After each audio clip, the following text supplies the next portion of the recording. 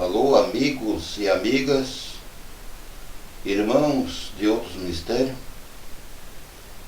Aqui quem vos sauda é o pastor Pedro, da Igreja Primitiva dos Apóstolos, a família de Jesus.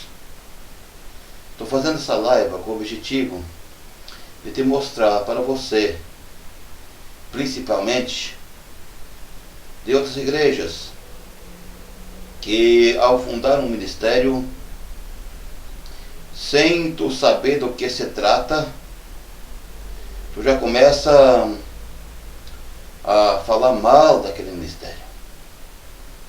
O que nós temos aqui, a Igreja Primitiva dos Apóstolos, a família de Jesus, não foi absolutamente um ministério que eu abri.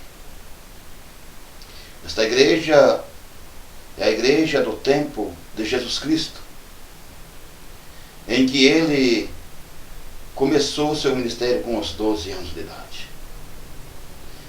E que quase aos 30 anos ele foi batizado por João no Rio Jordão. E quase aos 33 anos de idade ele foi crucificado. Exatamente pelas pessoas de mau humor, pelas pessoas que não gostavam das coisas certas. E depois disso, então, surgiu, através do apóstolo Pedro, que Jesus entregou a igreja nas mãos dele, Pedro sendo presbítero, ele prosseguiu com a igreja primitiva dos apóstolos, o qual, com o decorrer dos tempos, dos anos, a igreja parou, acabou, porque entrou o romanismo e tomaram, entrou a idolatria das indulgências, das imagens, e assim sucessivamente, como todos conhecem, o que é a Igreja Católica hoje. Olhando para a Bíblia, para a Palavra de Deus, já que em todos os ministérios que eu ia, só via falar em dinheiro, o único interesse que os pastores, anciões, bispo, apóstolos, será o que seja, abriam um ministério interessado unicamente nos 10% do que os membros ganham. E aí, por aí afora, tem muitos que têm as suas fazendas, têm os seus iates, seus jatinhos, suas mansões, tirado do dinheiro dos fiéis. Mas enquanto isso, a Bíblia diz: juntai tesouro no céu, não juntar tesouro na terra, onde a traça rói, a ferrugem mina, as traças consome, mas a juntar tesouro no céu. Outro sim, a Bíblia diz que quem não trabalha, é bom que não coma também. Antes de nós chegarmos, lermos a nossa leitura, que vamos ler nesta manhã de terça-feira, Mateus capítulo 7, que você que é estudioso da Bíblia já sabe do que vai se tratar. Tu pode dizer, mas se tu está seguindo o seguimento dos apóstolos, no livro dos apóstolos, no decorrer do tempo dos apóstolos, diz que digno é o obreiro de seu salário. Exatamente. Se o pastor, ancião, bispo ou apóstolo, como se diz, viver unicamente, trabalhar unicamente para a obra, sem acepção de pessoa, sem divisão, com todo o amor, com todo o cuidado, todos os dias está aplicando somente na obra, então para ti essa parte, mas não necessita de tu sugar os 10% de ninguém, que a Bíblia diz que Deus cuida dos seus. Deus pode, tem o poder de tocar no coração Quem sabe unicamente de um empresário, de pagar o teu salário para tu trabalhar na obra. O que eu quero dizer muito claramente é que tu não pensas no alto. Jesus falou: meu é ouro e minha prata. Ele é dono do ouro, dono da prata. Ele é quem comanda a sua igreja. E por que então tu não confia no Senhor, não chora com a boca no pó e quer espremer os membros para que deem o 10%? E se não chegasse só os 10%, ainda muitas vezes fazem eventos que não estão dentro da Bíblia, como Velopes, cobrando lá seus 50, 60, 70, quem sabe até 100 reais por pessoa, colocando uma obrigação tremenda. Meu amigo, você que está desta maneira, pensando mais na tua vida cotidiana do dia a dia, toma cuidado. Não fique reparando porque o Pedro abriu uma igrejinha de um fundinho de quintal, abriu uma igreja para ele, como muitos dizem. Toma muito cuidado com a tua vida com Deus. Cuidado com o que fala, porque no livro de Tiago, capítulo 3, diz que a nossa língua é como um pequeno palito de fósforo. Pode incendiar um bosque. A língua é peçonhenta, é um pequeno membro que prejudica o teu corpo inteiro. Louvado seja o nome de Jesus Cristo.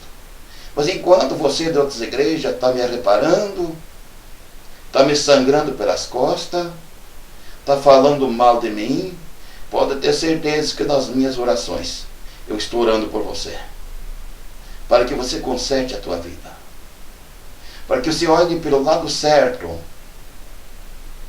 que o Jesus falou para nós olhar para as aves do campo, que não plantam, nem ajuntam de celeiro, e nem, no entanto, não lhe falta o que comer. E sobre o vestir, olhar para os lírios do campo, que hoje vivem e amanhã é cortado e lançado do fogo, e nem mesmo Salomão se vestiu como uma delas. Então, por que necessita tudo de sugar os teus irmãos? Sugar os fiéis da igreja, fazer lavagem cerebral, aplicando, tu diz que não segue a lei. Jesus, no entanto, não foi contra a lei. Ele disse: boa é a lei, mas para quem segue legitimamente. Mas eu quero ver aonde que está esse que segue legitimamente a lei. Quando ele veio, ele disse: eu vim para buscar e salvar os que se havia perdido. Todos estavam perdidos. O dízimo não salva, não estava salvando, não estava adiantando nada. Mas o que eu quero dizer é que a graça superabundou segundo a lei. A lei mata, mas o Espírito vivifica. Agora, tu que se diz que crente pentecostal, tu que vive na igreja dizendo que não adota a lei, porque não vai guardar o sábado. Verdadeiramente o sábado Jesus mostrou quando os apóstolos estavam com fome e catavam cachos de trigo, que a Bíblia diz espiga, e um pouco por isso é que vem mais a sua perseguição. Tu também diz que não vai guardar a lei porque não pode comer certos tipos de carnes. Na verdade, se nós olharmos para o livro dos apóstolos, diz que um que crê que de tudo você pode comer e o outro crê que não pode. E até diz que quem é fraco come legume. O que come não julga o que não come, e o que não come não julga o que come. Mas se tu diz que não segue a lei, então por que quando chega na hora do dinheiro, tu tem que pular no último livro da lei, Malaquias, capítulo 3, versículo 10, e que tu fala do devorador, que lá realmente falava do devorador, mas lá se falava em mantimento, lá de ardicimado, hortelã, o endro comim, como se diz em Mateus capítulo 23, versículo 23, mas tu despreza o mais importante da lei, meu amigo. o amor, a misericórdia. A Bíblia diz que a religião pura e verdadeira é aquele que visita os órfãos e as viúvas. Aleluia, louvado seja o nome de Jesus Cristo. Pode continuar julgando, falando mal de mim. Não tem problema. Eu estou fazendo a parte que Jesus ensinou. Jesus, quando crucificaram ele na cruz, ele olhou para aqueles que o crucificaram e disse: Pai, perdoa porque eles não sabem o que fazem. Se tu está me julgando, tu está me apedrejando para minhas costas, é porque tu não sabe o que está fazendo. Mas quando tu chegar num versículo conhecido até pelo mundo, João capítulo 8, versículo 32, e conhecereis a verdade e a verdade vos libertará, que tu ainda não conheceu, tu vai aprender a amar até os teus próprios inimigos. Porque é o que a Bíblia manda. Vamos entrar no texto então agora, em Mateus capítulo 7, a partir do versículo 1. Não julgueis para que não sejais julgados, porque com o juízo com que julgardes, sereis julgados, e com a medida com que tiverdes medido, vós vão medir a vós. Cuidado com o que fala. Muito cuidado, tu que vive julgando. Tudo bem, tu falar aqueles que vivem fora da palavra de Deus, dissolutamente, de qualquer maneira, misturado com o mundo, fazendo as obras mundanas, esse não é julgar. Se tu fala disso, tu está falando o que a Bíblia diz. Agora, tu julgar uma coisa que tu não sabe, toma muito cuidado, meu amigo. O versículo 3, e por que reparas tu no orgueiro que está no olho do teu irmão e não vê a trave que está no teu olho? Muitas vezes tu está reparando a vida do irmãozinho que está lá porque quis seguir o caminho verdadeiro de Jesus Cristo, fazer a vontade do Senhor.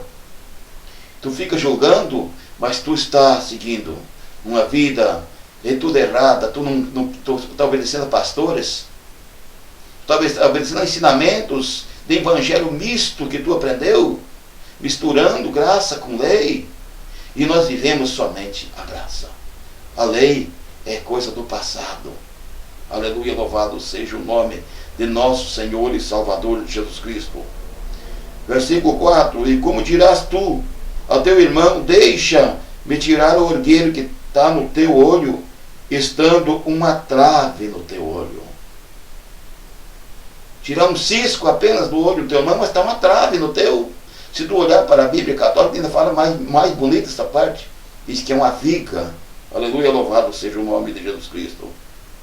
Versículo 5, hipócrita, tira primeiro a trave do teu olho, e então cuidará em tirar o orgueiro do olho do teu irmão. Aleluia, louvado seja o nome do Senhor. Para encerrar o versículo 6, diz, não deis aos cães as coisas santas, nem deiteis aos porcos as vossas pérolas, para que não aconteça que estes o pisem, e aqueles, voltando-se, os despedacem. Queres tu se tornar em um porco? Muito cuidado, meu irmão. Eu estou aqui para te dar um conselho. Se tu relata no dízimo, vamos em frente. No Novo Testamento, em Mateus, fala do dízimo, capítulo 23, versículo 23, que diz, por que dizimais o endro, a hortelã e o cominho, e desprezais o mais importante da lei, o amor, a fé, a misericórdia.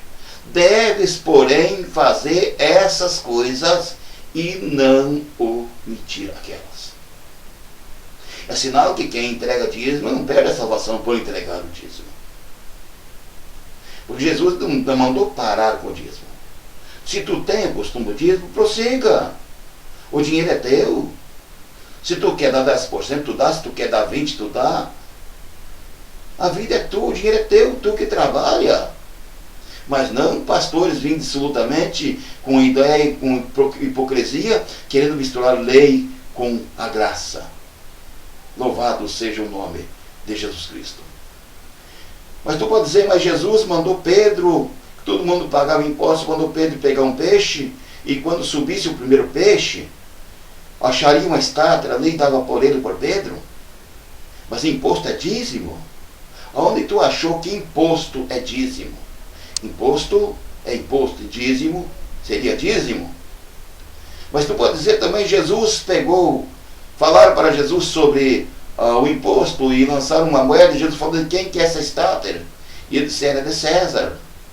E Jesus então respondeu, dá a César o que é de César e a Deus o que é de Deus. Mas porventura ali, Jesus falou de dízimo? Ele falou exatamente nas ofertas para manter a obra de Deus. Ele não estava falando em dízimo. Mas tu pode dizer também, no livro de Hebreus, está falando que Abraão deu o dízimo ao sacerdote Melquisedeque. Sim, está falando, mas ali apenas está contando o passado que ficou para trás. Abraão não é do Novo Testamento, Abraão não é da graça.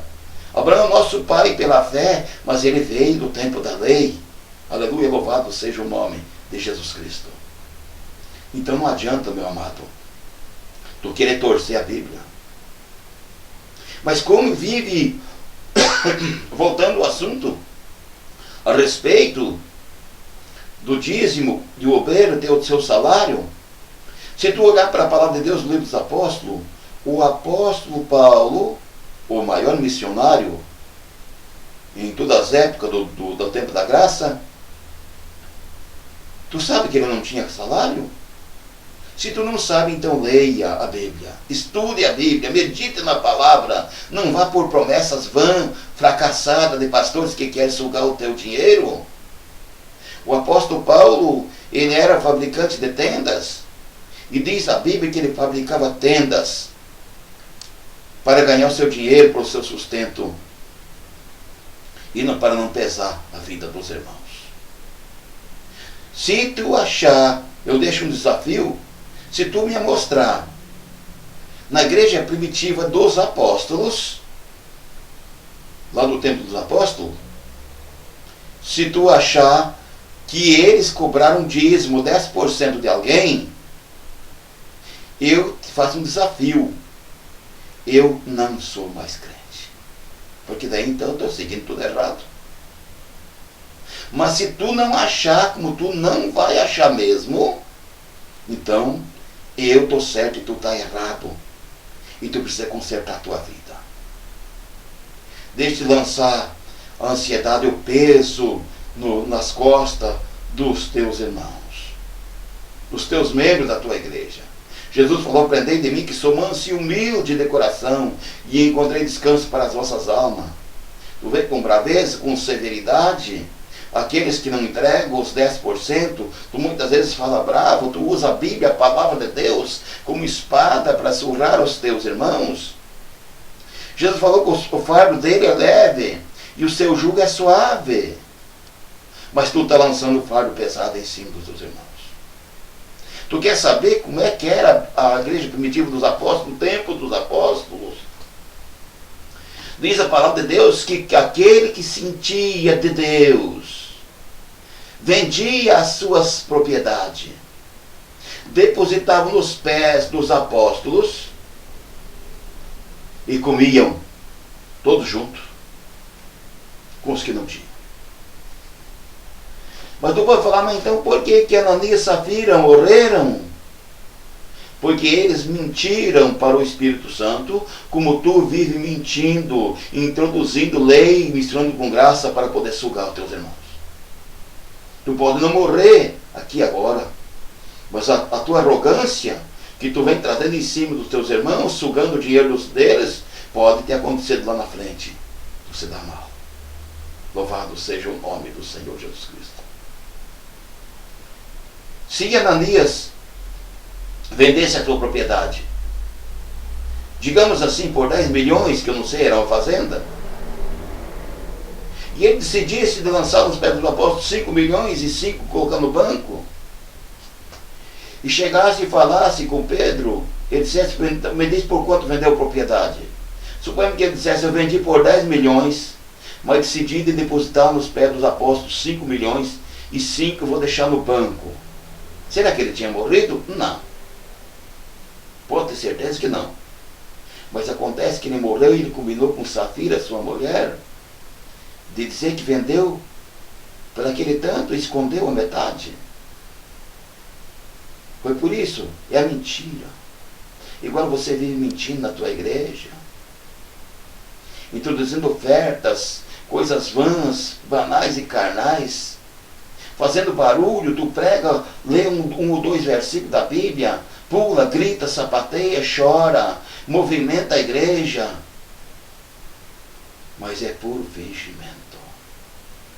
Tu não lê a Bíblia, tu não ensina a palavra como ela é. 1, 2 ou 3 versículos não ensina, tu tem que ensinar, tu tem que exortar por dentro da palavra. Mas se tu exortar e ensinar completamente o Novo Testamento, a graça em que vivemos, vai te desmentir as tuas teses.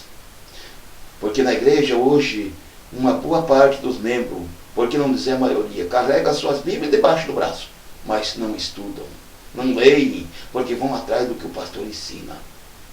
Ficam ludibriados por aquilo que são ensinados. Deixam de seguir o que está na Bíblia para seguir aquilo que o pastor ensina.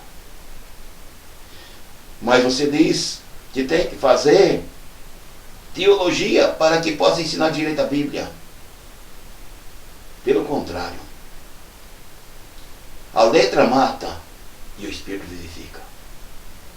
A Bíblia não diz em nenhuma parte que Salomão era estudado, era letrado. Se tu me mostrar que ele era letrado, me mostre, mas a Bíblia não explica isso. Durante a Bíblia, todo o único letrado que a Bíblia mostra é Paulo. Aleluia, louvado seja o nome de Jesus. E você vive estudando teologia e ensinando as coisas erradas, para que possa ajudar na tua vida cotidiana, para que possa te enriquecer, a buscar as coisas terrenas e deixar as coisas celestiais. Voltando atrás, quando Jesus falou sobre a estátua, que eu não concretizei, ele disse, me mostra essa estátua, de quem é essa esfinge? E eles disseram, de César. E o Senhor Jesus falou, então dá de César o que é de César e a Deus o que é de Deus. Tu quer saber pelo menos o que é de Deus? De Deus não é o dinheiro, porque dele já é o ouro, dele já é a prata. Ele é dono de tudo. Aleluia, louvado seja o nome de Jesus Cristo. Dele é as almas. Porque ele disse que uma alma vale mais do que o mundo inteiro. Mas você vive confundindo a palavra. Mas a igreja precisa de dinheiro? Sim. Ela precisa das ofertas, porque tem a sua água, tem a sua luz para pagar. Se for uma igreja nova que paga aluguel, precisa ter um aluguel para pagar. Tem o gastinho do pastor, que se verdadeiramente estiver trabalhando na obra. Mas não aplicar jugo pesado em cima dos teus irmãos. Isso não se faz. Isso não agrada a Deus. Pode ter certeza. Mas e no que então a teologia está ensinando errado? A Bíblia diz que na volta do Senhor ele virá com um grande rigor de trombeta e grandes estrondos. E tu que estudou a teologia diz que ele vai vir secretamente, vai roubar o povo da terra. A Bíblia diz que ele virá como ladrão porque vai pegar de surpresa, mas não vai ser roubado. Não parece ninguém roubar aquilo que já é dele. Roubarias tu que já é teu? O que é teu tu pega a hora que tu quer, porque já é teu. A igreja do Senhor já é dele. Tu que vives aplicando placa da igreja, diz que Jesus vem buscar e salvar os seus escolhidos e vai juntar dos 4 cantos da terra os que forem fiéis a Deus. Não importa a igreja que esteja. Não importa o lugar, se ele estudou a Bíblia, se não está olhando por ensinamentos ou contrário que pastores ensinam, e ele está olhando para a palavra, esse vai estar sendo fiel com Deus, esse vai ser arrebatado. Mas o que é arrebatamento? Vai ser um sumiço? Arrebatamento, diz a palavra da Bíblia, é encontrar com o Senhor nas nuvens. Mas tudo o olho vai ver. Então, encerrando esta live, eu te digo, meu amigo, meu irmão, um pastor de outras igrejas, crente de outra igreja, que ainda não conhece a verdade, leia João 8:32. Conheça a verdade, estude a Bíblia e seja liberto pela palavra. Nós não cobramos dízimo e não vamos cobrar, porque a igreja primitiva dos apóstolos, que é a graça, o tempo que vivemos, não cobrava dízimo. Cada um contribuía segundo o desejo de seu coração. Mas eu vou passar fome lá na frente. Trabalhe. Lute. Se verdadeiramente tu está trabalhando pela obra, peça para o dono da prata e do ouro. Não jogue jugo pesado e ensina nos teus irmãos. Dobre o teu joelho, a par da tua cama, atrás do púlpito. Chore nos pés de Jesus Cristo e fala: Senhor, toca no coração dos membros para que me ajudem. E eu tenho certeza que o Espírito Santo de Deus vai tocar no coração de um por um. E eles irão contribuir o suficiente para a tua despesa, para o teu mantimento, para a construção da igreja. Louvado seja o nome de Jesus Cristo. Fique todos na paz de Jesus Cristo. Se você ficou revoltado com esse versículo, então tu está seguindo errado. Eu não posso te pedir perdão. Se a carapuça serviu na tua cabeça, eu não posso fazer nada. Mas saiba que eu estou orando por você. Eu continuo orando por você. Porque Jesus disse: eu, porém, vos digo, orai pelos vossos inimigos. E bendizer a eles. Não é para fazer oração de feiticeiro, não. É para orar e bendizer. E eu, em todas as minhas orações, eu oro pelos meus vizinhos, os meus parentes, os meus amigos e também os meus inimigos. Para que o Senhor venha salvar eles. Abençoe e salve eles do mau caminho. Tu que reparas muitas vezes e não faz aquilo que o Senhor ensinou da oração do Pai Nosso. Se tu olhar aqui pouco atrás para Mateus, no capítulo 6, aleluia, louvado seja o nome do Senhor, capítulo 6 e versículo 9, e disse, Jesus falou: portanto vós orareis assim: Pai nosso que estás no céu, santificado seja o teu nome, venha o teu reino, seja feita a tua vontade, assim na terra como no céu. O pão nosso de cada dia nós dá hoje. Perdoa nossas dívidas, assim como nós perdoamos os nossos devedores. E não nos induz a tentação, mas livra-nos do mal. Porque teu é o reino, o poder e a glória para sempre. Amém. A oração do Pai Nosso é a oração que o Senhor nos ensinou. Mas não, se você não cumpre os requisitos da oração do Pai Nosso, então você converta. Você converte e procura cumprir os requisitos desta oração para que tu possa orar a Deus. Porque senão não vai adiantar nada. Sacrifício de tolo para Deus não adianta nada. Quando Davi caiu naquela arrogância com a mulher do Urias Heteu, a Batseba, chegou num ponto que ele fez o Salmo 51, dizendo que o Senhor, se o Senhor quisesse sacrifício, ele daria. Mas o sacrifício para Deus é um coração quebrantado puro. É obediência a Deus. Devo jejuar? Sim. Quanto o sentido de Deus deve, jejuar é bom.